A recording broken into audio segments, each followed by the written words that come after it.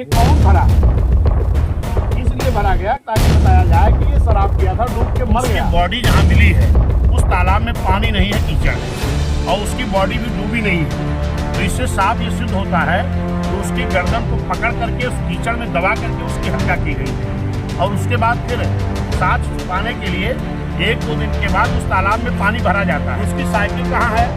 हत्या नहीं की गई, साइकिल कहाँ गई? फिर वो कीचड़ में अगर गिरता खुद तो किनारे गिरता, बीच में कैसे जाता? फिर उसकी बॉडी भी डूबी नहीं है और उसके 2-3 दिन बाद वहाँ पानी भर दिया जाता है। ये पानी कौन भरा है? जिले के मुंडरवा थाने के जोगिया में आप मौजूद है। मदन लाल की हत्या कर दी गई है। ऐसा लगता है कि षड्यंत्र करके साक्ष्य को छिपाने की भी कोशिश की गई है। आप यहाँ मौजूद हैं, जघन्य घटना को लेके क्या कहना आपका? मुझे इस बात की पूरी जानकारी हुई है। माननीय बहन जी को जैसे ही जानकारी मिली, बहन जी ने हमें भेजा है। माननीय हमारे पूर्व राज्यसभा सांसद राष्ट्रीय महासचिव मुमताज अली साहब भी हैं जी, इधर ये करनाथ बाबू जी हैं, जो हमारी टीम है इस मंडल की, जिले की, विधानसभा की।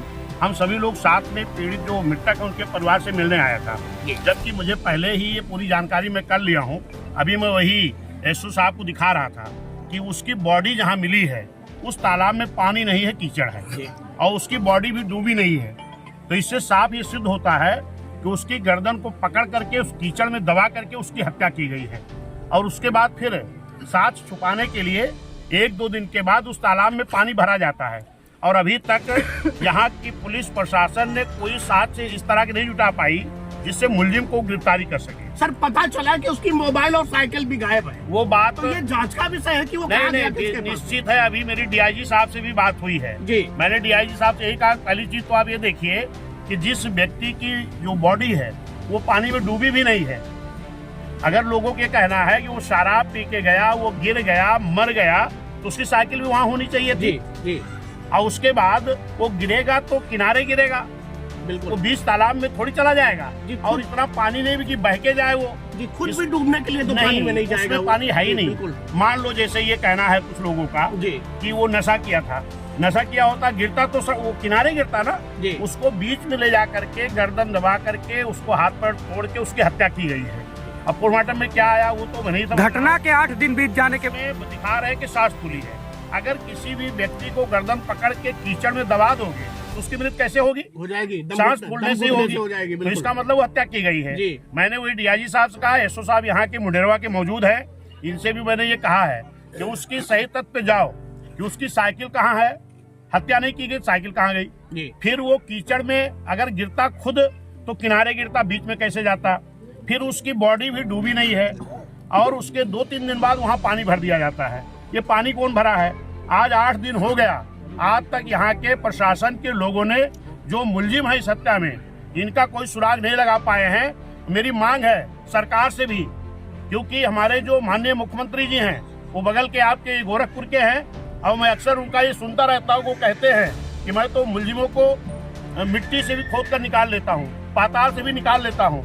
तो जरा यहाँ के मुलजिमों को भी निकाल के लाओ माननीय मुख्यमंत्री जी। और ये गरीब परिवार है, उसका एक छोटा भाई है, एक बहन है, माँ बाप है, वो कमाने वाला था और उस दिन भी घर से माँ से अपने बोल के गया कि 2000 रुपये लेके गया, कमा के आके जा रहा हूँ कुछ सामान लाने के लिए। अब उनका परिवार कौन देखेगा? मैं इसके लिए माननीय मुख्यमंत्री जी से मांग करता हूँ कि उस परिवार को आर्थिक मदद की जाए और क्योंकि कमाने वाला वो था तो उसका जो छोटा भाई है उसको एक नौकरी दी जाए और उनको आर्थिक मदद दी जाए और मुलजिमों को तत्काल गिरफ्तारी करके कड़ी से कड़ी सजा दी जाए। ये मेरी मांग है। क्या आपको लगता है कि पुलिस इस घटना में ईमानदारी से काम नहीं कर रही है? देखिए, अगर ईमानदारी से करती तो 8 दिन नहीं बीत जाता जी। और अभी जो बात हुई है यही कहा जा रहा है कि वो डूब के मर गया। उतना पानी थोड़ी था जो डूब के मर जाएगा, वो उसको तो दबाया गया कि चढ़ने साफ दिखाई पड़ रहा है, उसकी फोटो भी मेरे पास है। प्रदेश में घटनाएं बढ़ी है, दलितों के साथ जो उत्पीड़न है वो बढ़ा है। नहीं, आप देख रहे हैं घिनौनी हरकतें करके दलितों को मारा जा रहा है, हत्या की जा रही है। इस वक्त पूरे उत्तर प्रदेश में जंगल राज कायम है। मैं तो लगातार, क्योंकि ये गरीबों के साथ अत्याचार हो रहा है, गरीबों को देखने वाला कोई है नहीं। माननीय बहन जी हैं, माननीय बहन जी जैसे सुनती हैं तुरंत बड़े अधिकारियों से बात करती, मुझे भेजती हैं।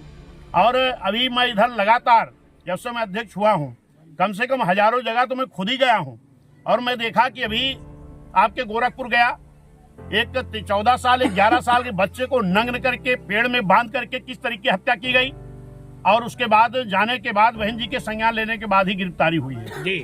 फिर मैं अभी जौनपुर गया, वहाँ एक पति पत्नी खेत में सिंचाई करने गए थे और पति को करंट लोग झटका लगाते हैं ना जानवर बचाने के लिए, कोई दबंग आदमी था, उसने तार लगाया था पावर का। उसको भी उसका पति जब एक्सपायर कर गया उसमें, तो उसकी पत्नी जब लोगों को बताने गई तो वो लोग उसकी भी हत्या कर दिए गला दबा करके और नहर में लाश फेंक दी। 8 दिन तक लाश नहीं बरामद हुई। मैं तो धन्यवाद देता हूँ बहन जी को, बहन जी ने उसको संज्ञान में लिया, मजबूती से लिया। 8 दिन के बाद तब पति पत्नी की लाश बरामद हुई। अभी अयोध्या में आपने देखा किस तरीके से एक 22 साल की बच्ची भागवत सुनने के लिए गई थी, वहाँ लोग उसको उठा करके निवस करके किस तरीके उसका हाथ पैर तोड़ के यहाँ फोड़ के हत्या किए हैं, ये समझ लीजिए कि देखा नहीं जा सकता, सुना नहीं जा सकता। फिर दूसरे दिन ही एक हमारे पासी समाज के व्यक्ति सरियावा गांव के, वो भी चौकीदारी करते थे, उनको भी कुछ लोग जाके पीट के हत्या कर दिए। पूरे उत्तर प्रदेश में जंगल राज कायम है और माननीय मुख्यमंत्री जी से मैं मांग करता हूँ कि इसको संभालो, अगर नहीं संभलता तो कुर्सी को छोड़ो। आप जोगिया में आए नहीं कि जबरदस्ती लिए बैठे रहो। जोगिया में आए हैं, दलितों के साथ बहुत सारी घटनाएं हो रही हैं जहाँ पे पार्टी के लोग नहीं जाते, तो आप यहाँ आए हैं तो क्या इसको नहीं, मैं के लिए आप क्या कहा? मैं लगातार माननीय बहन जी हमारी लगातार पूरे प्रदेश में सारी घटनाओं को बहन जी संज्ञान में लेती हैं और बहन जी जब मुझे संज्ञान में लेके बहन जी के संज्ञान में बात आती है, बहन जी मुझे जानकारी देती है, मुझे भी जानकारी हो जाती है, तो बहन जी से अनुमति से मैं जाता हूं। और निश्चित है कि बहुजन समाज पार्टी जो मृतक है इनके परिवार के साथ पूरी तरह खड़ी है। माननीय बहन जी खड़ी हैं, हम खड़े हैं, पूरे बहुजन समाज पार्टी के लोग खड़े हैं, इनको न्याय मिलेगा। मैंने डीआईजी साहब से बात किया, एसओ साहब भी खड़े हैं, मैं एसओ साहब कह रहा हूँ तत्काल गिरफ्तारी इस पे कराओ, मुलजिमों को खोज करो, वरना फिर हमें और कुछ बात अगर न्याय नहीं मिलता है तो आगे क्या तैयारी होगी? के लिए जो भी होगा मैं मान्य, क्योंकि एक तो ये है कि मैं जहाँ गया हूँ, गिरफ्तारी गोरखपुर गया, दूसरे दिन हुई, मैं वहाँ गया 8 दिन के तक बॉडी मिली, फैजाबाद में भी मुलजिम मिले। अभी इसको मैं पूरी रिपोर्ट बहन जी को देता हूँ और इसके बाद मैं यहाँ डीआईजी से बात किया, एसओ साहब भी मौजूद है यहाँ पर, इससे बात हुई है, इन्होंने आश्वासन दिया है अगर 1-2 दिन के अंदर बॉडी वो मृतक का जो मुलजिम है जिन्होंने हत्या की है उनकी गिरफ्तारी नहीं होती है तो बहन जी से बात करके आगे फिर हम लोग क्या करना वो हम फिर निर्णय लेंगे, न्याय पाने तक लड़ेंगे। निश्चित है, थैंक यू, निश्चित है।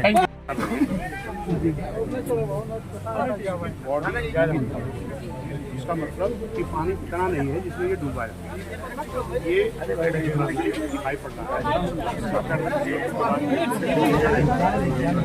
उसके बाद इसमें पानी भरा है, कौन लोग हैं जो पानी भरा है इसकी ताकत में जाना चाहिए। इसका मतलब वो साथ छुपाने के लिए पानी लाया गया। अभी डीआईजी साहब से बात हुई है, 8 दिन बीत गया है और माननीय बहन जी भी इस मामले को संज्ञान में ले रही है। इसको हम आपसे चाहेंगे कि जल्द नहीं उनको बहुत ठीक है, सहयोग करिए, गिरफ्तारी होनी चाहिए। इस वक्त हमारे दलितों गरीबों के ऊपर इतना अत्याचार हो रहा है कि माननीय बहन जी बहुत दुखी हैं, हम लोग बहुत दुखी हैं। गोरखपुर साथ में देखा, अयोध्या का भी चुनाव इस तरीके से उसको नष्ट कर दिया गया, हाथ पर तोड़ दिया गया, इसमें जंगल राज का है।